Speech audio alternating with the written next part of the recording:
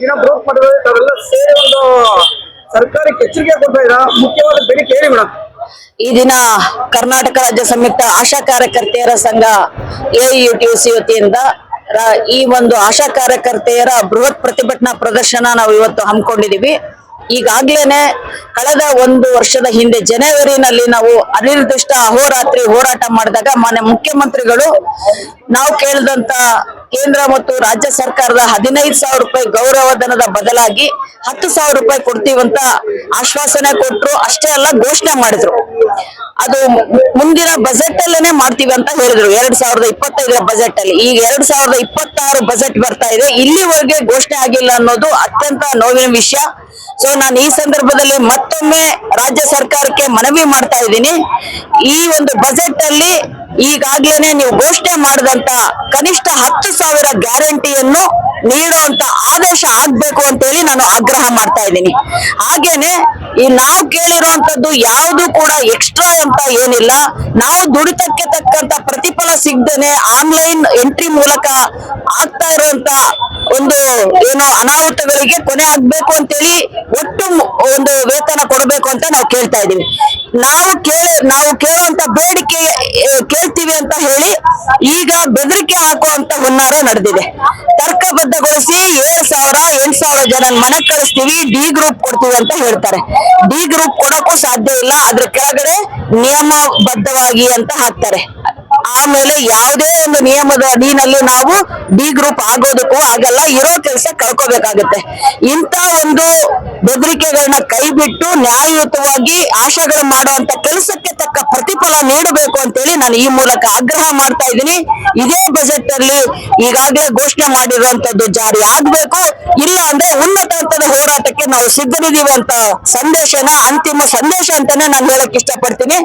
ಇದು ಮಾನ್ಯ ಮುಖ್ಯಮಂತ್ರಿ ಸಿದ್ದರಾಮಯ್ಯ ಅವರು ಈ ಬಜೆಟ್ ಅಲ್ಲಿ ಘೋಷಣೆ ಮಾಡಬೇಕು ಅಂತ ನಾನು ಕೇಳ್ಕೊತಾ ಇದ್ದೀನಿ. ದೊಡ್ಡ ಮಟ್ಟದ ಪ್ರತಿಭಟನೆ ಹಮ್ಮಿಕೊಂಡಿರಲ್ಲ, ಒಂದು ಪಾಸಿಟಿವ್ ರೆಸ್ಪಾನ್ಸ್ ಬರುತ್ತೆ ಅಂತ ಸುಮ್ಮನೆ ಕಣ್ಣರ್ಸ್ಬಿಟ್ಟು ಇದಕ್ಕೆ ಸ್ಟಾಪ್ ಮಾಡ್ಬಿಡ್ತಾರೆ ಹೇಗೆ? ಇವತ್ತು ನಾವೇನು ಹೋರಾಟ ಅನ್ಕೊಂಡಿದೀವಿ, ಹಳೆ ಬೇಡಿಕೆ ಹೊಸ ಹೋರಾಟ, ಇಲ್ಲಿವರೆಗೂ ಅದನ್ನ ನಂಬಿದೀವಿ. ಅವರು ಇದೇ ತರ ನಮ್ಗೆ ಯಾಮರ್ಸಕ್ ಆಗಲ್ಲ. ಈ ಬಜೆಟ್ ಅಲ್ಲಿ ನಮ್ಗೆ ಹೋರಾಟದ ಏನೋ ಇವತ್ತು ಅಂತಿಮ ಎಚ್ಚರಿಕೆ ಕೊಟ್ಟು ಹೋಗ್ತಾ ಇದೀವಿ. ಇಡೀ ರಾಜ್ಯವ್ಯಾಪಿಯಾಗಿ ಹೋರಾಟ ನಡೀತಾ ಇದೆ. ಸೊ ಮುಂದಿನ ದಿನದಲ್ಲಿ ಇನ್ನೂ ಬೃಹತ್ ಮಟ್ಟದಲ್ಲಿ ಉನ್ನತ ಹಂತದಲ್ಲಿ ಉಗ್ರ ಹೋರಾಟಕ್ಕೆ ನಾವು ತಯಾರಾಗ್ತೀವಿ. ಸೊ ಈ ಬರೀ ಭರವಸೆಗಳಿಗೆ ನಾವು ಇನ್ನು ಯಾವುದೇ ಕಾರಣಕ್ಕೂ ಒಪ್ಪಲ್ಲ. ಜಾರಿ ಆಗುವವರೆಗೂ ನಮ್ಮ ಹೋರಾಟ ಮುಂದಿನ ದಿನಗಳಲ್ಲಿ ಇರುತ್ತೆ ಅಂತ ಹೇಳಕ್ ಇಷ್ಟಪಡ್ತೇವೆ.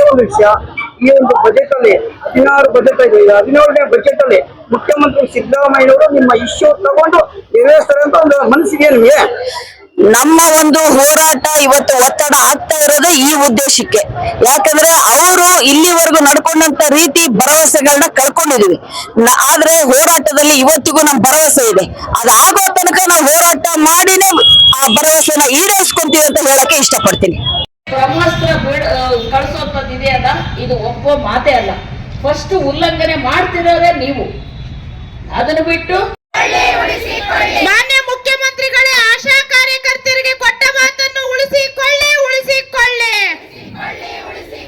ರಾಜ್ಯ ಸರ್ಕಾರ ಮಾತು ಕೊಟ್ಟಂತೆ ಮಾಸಿಕ ಕನಿಷ್ಠ 10,000 ಗ್ಯಾರಂಟಿಯನ್ನು ಈ ಕೂಡಲೇ ಬಿಡುಗಡೆ ಮಾಡಿ. ರಾಜ್ಯ ಸರ್ಕಾರ ಮಾತು ಕೊಟ್ಟಂತೆ ಮಾಸಿಕ ಕನಿಷ್ಠ 10,000 ಈ ಕೂಡಲೇ ಬಿಡುಗಡೆ ಮಾಡಿ.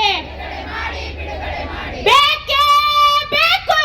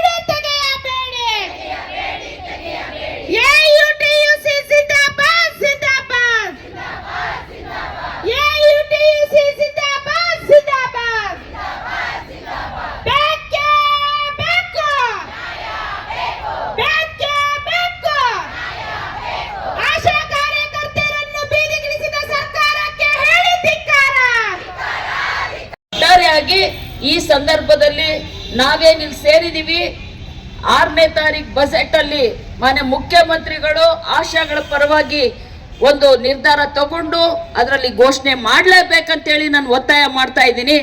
ಅದೇ ರೀತಿ ನಾವ್ ಯಾವತ್ತೂ ಕೂಡ ಏನಾದ್ರೂ ಇಲ್ಲಿವರೆಗೂ ಗಳಿಸ್ಕೊಂಡಿವಿ ಅಂದ್ರೆ ಆಶಾ ಕಾರ್ಯಕರ್ತೆಯರು ಪ್ರತಿಯೊಂದು ಹೋರಾಟ ಮಾಡಿನೇ ಗಳಿಸ್ಕೊಂಡಿದೀವಿ.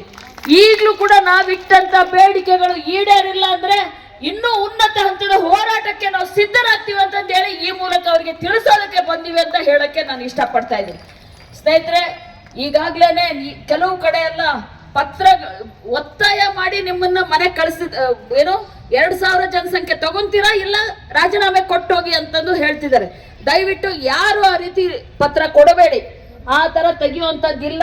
ನಿಮ್ಮ ಲೀಡರ್ಸ್ ಗಮನಕ್ಕೆ ತಗೊಂಬರ್ರಿ, ಸಂಬಂಧಪಟ್ಟವ್ರ ಹತ್ರ ನಾವು ಮಾತಾಡ್ತೀವಿ. ಯಾರು ಕೂಡ ಆ ರೀತಿ ನಿಮಗೆ ತಿಳಿದಂಗೆ ಅವರು ಏನು ಒತ್ತಾಯ ಪೂರ್ವಕವಾಗಿ